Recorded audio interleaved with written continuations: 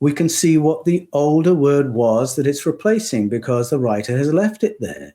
And it's Elohim, which means the powerful ones.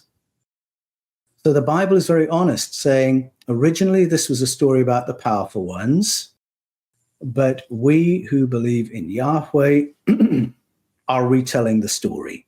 So that's one example. It tells you straight away, okay, this is not real time. And another example would be you get into Genesis 6 with the story of the flood. And I would encourage anybody to read Genesis 6 alongside the various Mesopotamian flood stories. And you'll find so many correlations, it'll blow your hat off. But in the biblical telling of Noah's preparation, it becomes clear that there are two flood stories that have been woven together to make the one. Just follow the maths, you'll be able to see that. And that one of those tellings has been written after the giving of the Yahweh's laws, again, from an age far into the future. So when you start reading about clean and unclean animals in Genesis 6, again, we're being told openly, all right, somebody after the time of Moses is retelling an earlier story. That's why we're talking about clean and unclean animals. Right. So from the get-go, the Bible is very honest that there has been redaction and retelling that has gone on. And there are points when the Bible itself points to other sources. And it says, well, you can read the longer version of this story in such and such a book. And it's a book that you and I would have never heard of. So the Bible has evolved, has been redacted. Some of the story of that is there. If you get later into the book of Jeremiah and the books of 1 or 2 Kings, the book of Ezra, a little bit of the reworking and recrafting of the Bible is referenced in those texts. And so that's just one example that takes you beyond this fundamentalist reading of the Bible, as if you're reading science or as if you're reading a history book. You're not. You're reading another kind of literature. If you get into 1 or 2 Kings, for instance, or 1 or 2 Chronicles, again, you realize there's another reason this is being written, because you're getting action and then you're getting evaluation of that action. King such and such was a bad king because he did such and such. Oh, okay, so now we've got an evaluation layered on top of history.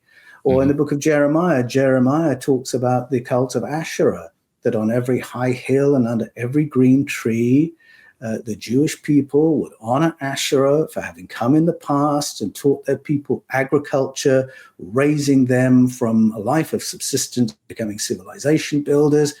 He's given us all that information. And you might think, oh, wow, isn't that amazing? I wonder who she is. But then he sort of adds the sentence, isn't that awful? Isn't that idolatrous? Oh, okay, maybe I shouldn't be interested. And there's the message, there's the agenda of that text. So you've got a blend of all sorts of things going on. You've got some history in there, but you've got some theology, you've got some moralizing, and you've got a lot of, so toe the line, this is the line. Gotcha. So you said something interesting too. You said Elohim, right? The powerful ones. So that sounds plural to me. So this Elohim seems to be plural, multiple beings. Yes, that's right. So Elohim is a masculine plural form word. It is a word that many Bibles translate as God, but in my books, Escaping from Eden and the Eden Conspiracy, I argue that that is not the right way to translate that word, and that if you read it in the plural, you will begin to recognize that you're reading the summary forms of the Anuna stories, the Anunnaki stories. It boils down to the fact that the Elohim word in Hebrew is the Hebrew word for Anunnaki. So it confuses people because it gets translated as God, but in other places, Elohim can be false gods. What are they, you might ask? Can be angels, can be landlords.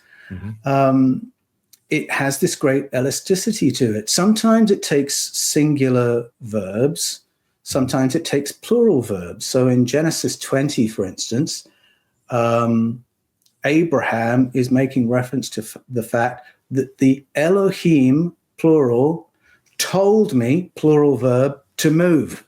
And so that's why he moved from the high place of Haldi, because the Elohim, plural, told him, plural, to do so. There are other moments, though, where it is used in the singular. So there's a story where Yahweh, who is one of the Elohim, this is clear in a number of places. Joshua 24, for instance, Joshua says, consider who you're going to serve, the Elohim of the Egyptians, the Elohim of Mesopotamia, or our Elohim Yahweh. They're all the same kind of being. They're all referred to in the plural, even as singular entities. So it's a very odd kind of word. But the plurality is there in the verbs, it's in the behavior, because the Elohim go to war against one another, and thousands of human beings are slaughtered in the conflict between them. They're referred to collectively as the Tseva Hashemayim, which recalls how they arrived. They're the airborne armies, and they're referred to as the governing force, the El Ba'adat, the power council. But there's a moment where Yahweh refers to himself as an Elohim. There's a moment where his king, Ahaziah, has fallen off a ladder and broken his back, and he wants to know if he's going to live. And he's heard that the Elohim in Ekron down the road is very good at medical prognostics. So he sends some people to inquire of the Elohim of Ekron, does he think I can get better? And according to the prophet Elijah, when Yahweh hears about this, he's absolutely furious. And he says, is there no Elohim here? Pointing to himself. That Ahaziah has to dance off to the Elohim of Ekron, and then he makes a pun out of his name to try and put the other Elohim down. But there you can see, okay, they're rivals.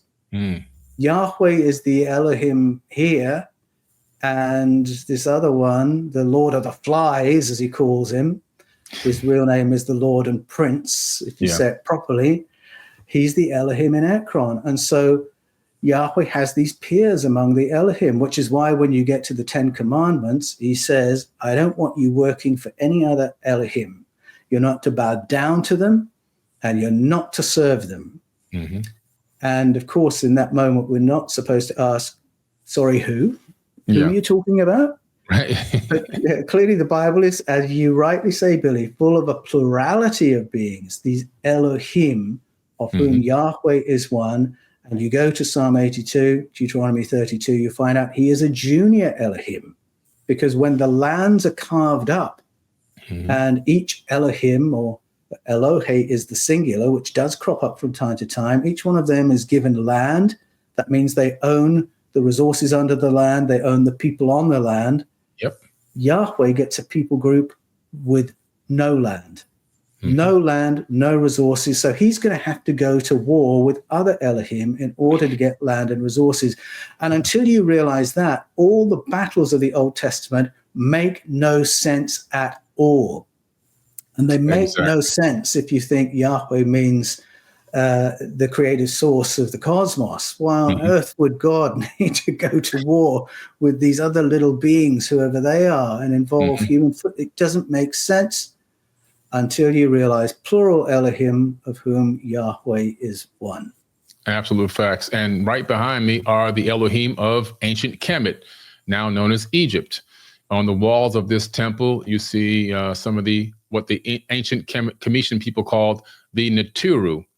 And the Naturu came at the time of Zep Tepi, when the gods came from heaven to earth and turned mud into a kingdom.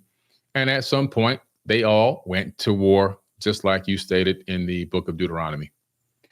I want to mention, and we would talk about external corroboration, but this is really interesting.